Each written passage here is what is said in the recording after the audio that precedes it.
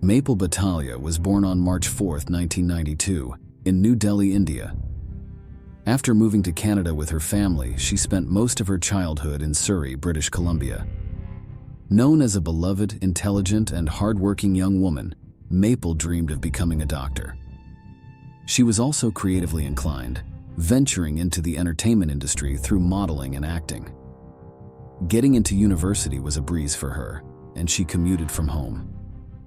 While pursuing her dream of medical school, Maple was determined not to give up on her acting aspirations, striving to juggle both pursuits. Participating in beauty pageants and various photo shoots, she garnered recognition for her dynamism and talent. On the evening of September 27, 2011, Maple bid farewell to her family and headed to the campus library. She planned to study with a friend until late at night, and that's precisely what they did. Around 1 a.m., after saying goodbye to her friend, she walked to her car in the parking lot. Simultaneously, a man across the street heard what sounded like gunshots, hurried to the window, and witnessed a car speeding away. A shooting had taken place. Upon hearing the commotion, individuals quickly emerged and dialed 911. Maple Batalia was discovered on the ground, having been hit by 5 bullets, 3 of which struck her abdomen. Additionally, noticeable knife wounds were found on her head, indicating a multifaceted attack involving not only gunfire, but also a kitchen knife discovered nearby. Police and ambulance personnel arrived, offering initial aid to Maple before swiftly transporting her to a nearby hospital. Unfortunately, 19-year-old Maple Batalia succumbed to her injuries a few hours later, devastating her family upon learning the news shortly after. The disturbing details of the assault swiftly circulated throughout the campus, intensifying the horror due to its location.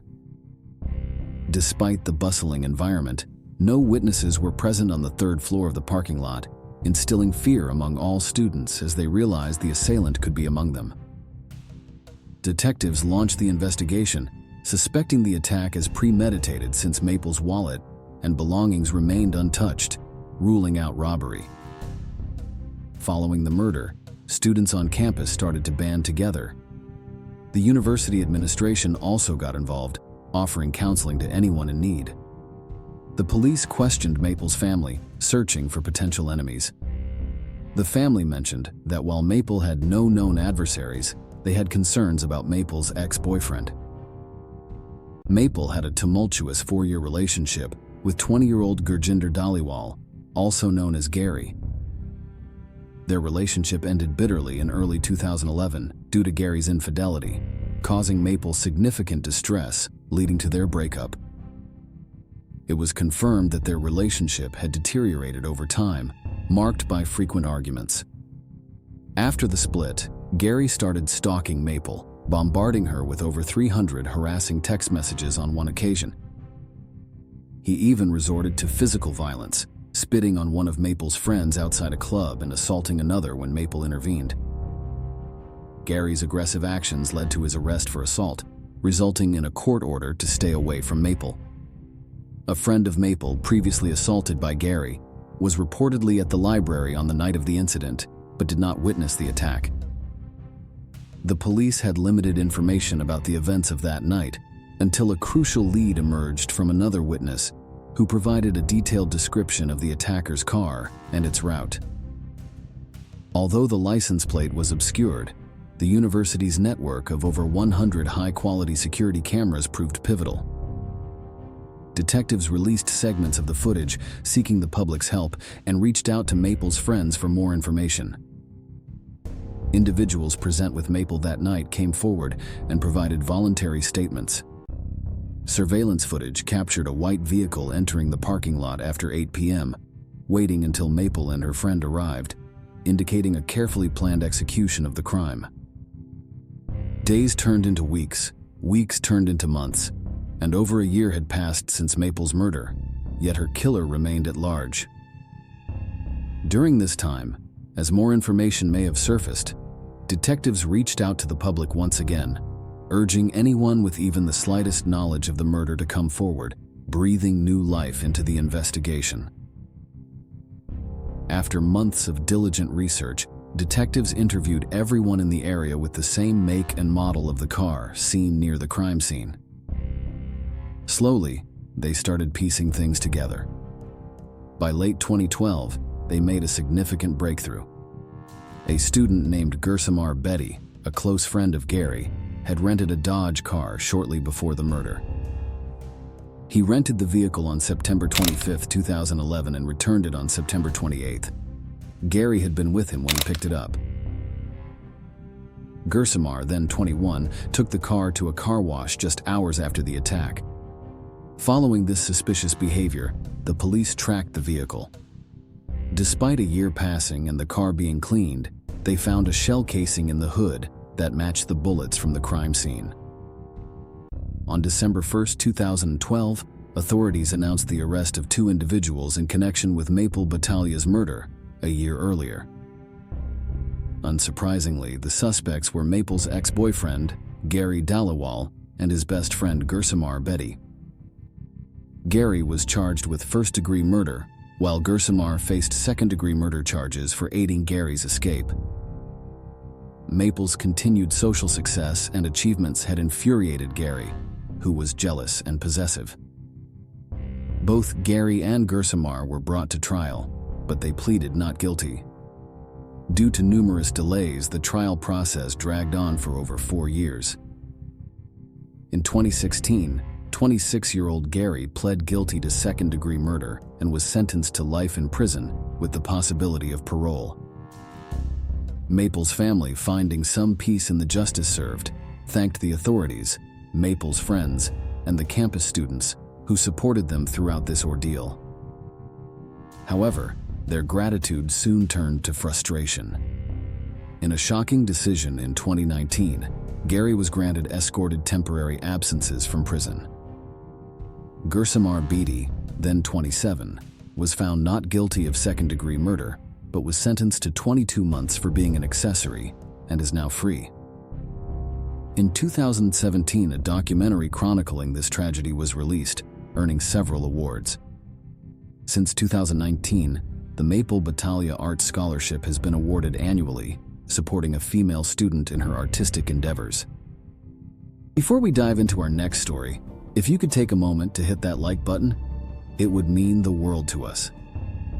A single click for you is a huge boost of encouragement for us.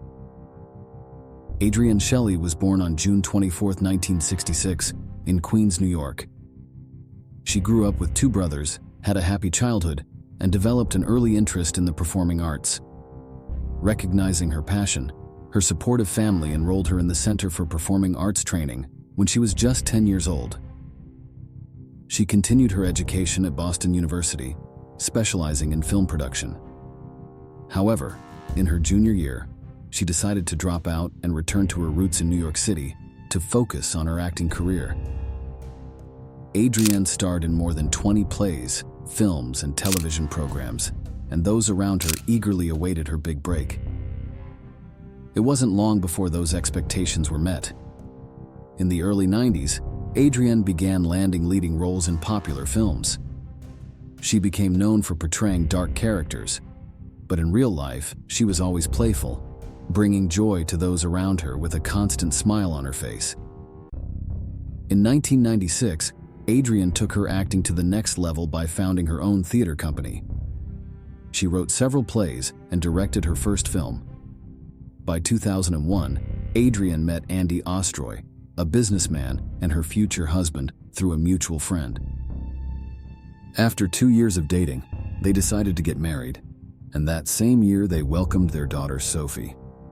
Adrianne continued her passionate work, creating a comedy film called Waitress.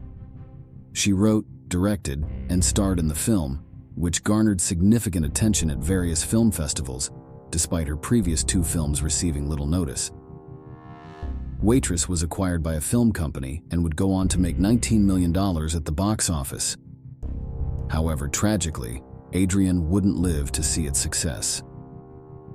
On November 1, 2006, her husband, Andy, dropped her off at her office as usual and then headed to work. Later that day, When Andy couldn't reach Adrienne, he became worried, which was unusual for her. Rushing to her office, he found her lifeless body. Adrienne had been found hanging in the bathroom in an apparent suicide. Emergency responders arrived and pronounced her dead at 5:50 p.m. Initial investigations revealed no signs of trauma or struggle. The office hadn't been forcibly entered, and nothing was stolen. An autopsy confirmed that Adrienne died from asphyxiation due to neck compression, all signs pointing to suicide. The New York Police Department classified Adrienne's death as a suicide based on the scene, which shocked everyone who knew her. She didn't leave a note, and there were no known problems in her life. Adrienne was known for being a joyful person. One of her common phrases among friends was, "You never know what's going to happen." This didn't suggest any suicidal tendencies. She simply believed in living life to the fullest. Her devastated husband, Andy, couldn't come to terms with Adrienne taking her own life.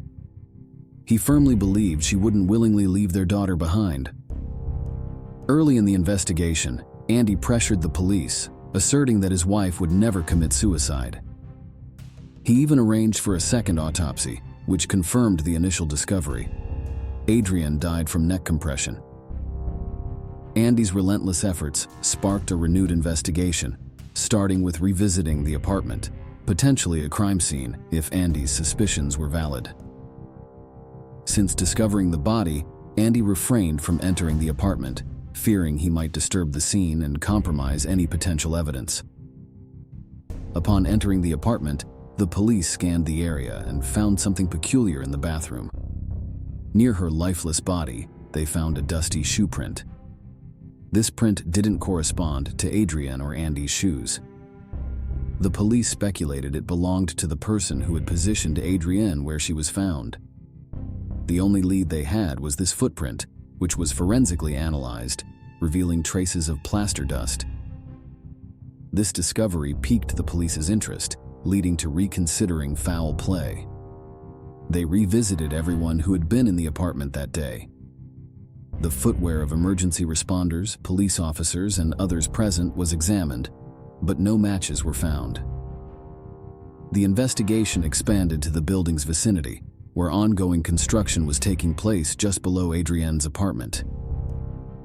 The construction site was covered in plaster dust, potentially explaining the residue found on the footprint. Their focus shifted to this area, uncovering another footprint in the dust identical to the one in the bathroom. The workers at the site were questioned about the shoe print. One of the workers originally questioned disclosed knowing someone whose shoes matched the description, 19-year-old Diego Pilco. On November 6, 2006, Diego Pilco was apprehended and questioned about Adrienne's alleged suicide. Diego Pilco, an undocumented immigrant from Ecuador, had entered the United States in July of that year, although his friends claimed he had been there for several years. Shockingly, Diego admitted to killing Adrienne as soon as he was taken into custody. According to his statement, the events unfolded in the following manner. Disturbed by the construction noise, Adrienne went downstairs to complain and ended up in a heated argument with Diego. Claiming he was having a bad day, Diego mentioned that the argument escalated and he threw a hammer at her. Alarmed by the possibility of Adrienne calling the police, which could lead to his deportation, Diego followed her. During the confrontation, Adrienne fell, hitting her head and losing consciousness. Believing she was dead, Diego dragged her to the bathroom and staged the scene to make it appear as a suicide by hanging her from the shower rod with a sheet. Upon returning to work, Diego had a cut on his face. He told his friends that he had gotten into a scuffle with movers. However, the autopsy revealed that Adrienne had died from strangulation, not from the blow to her head, indicating she was alive when Diego hanged her. Additionally, the police noticed discrepancies in Diego's narrative. There were no traces of plaster dust on Adrienne's shoes and clothes, as Diego had claimed had she indeed gone downstairs. As the trial started, Diego's version of events changed, revealing the actual truth. Diego had illegally entered Adrienne's apartment and stolen money from her purse. When confronted by Adrienne and caught in the act, Diego grabbed her, covering her mouth, leading to a struggle. Following her fall, Diego decided to strangle her with the sheet and make it look like suicide. The case was classified as a murder. However, authorities faced a challenging decision. Opting for a murder charge could have led to only a maximum of 15 years in prison if Diego reverted to his initial admission. Hence, a plea deal was agreed upon between the defense and prosecution during the trial, resulting in Diego being sentenced to 25 years in prison. With a lifetime ban from re-entering the country, he would be released in his mid-40s after serving the sentence. After sentencing, Adrienne's family sued the company that employed Diego, citing negligence. The company had disregarded hiring undocumented immigrants. Diego, like many co-workers, was unauthorized to work in the country. Family members argued that if Diego had legal documentation, Adrienne might still be alive. Diego had been working to pay off his smuggling debt and financially support his family in Ecuador. To enter the U.S., he had paid $15,000 to be smuggled in. Fearing losing his job, he opted to murder Adrienne rather than face deportation. Following the tragedy, Adrienne's husband, Andy, gained national attention by referencing Donald Trump and his anti-immigrant rhetoric. Some media outlets tried to link Adrienne's murder to support Trump's campaign, seeking to collaborate with Andy.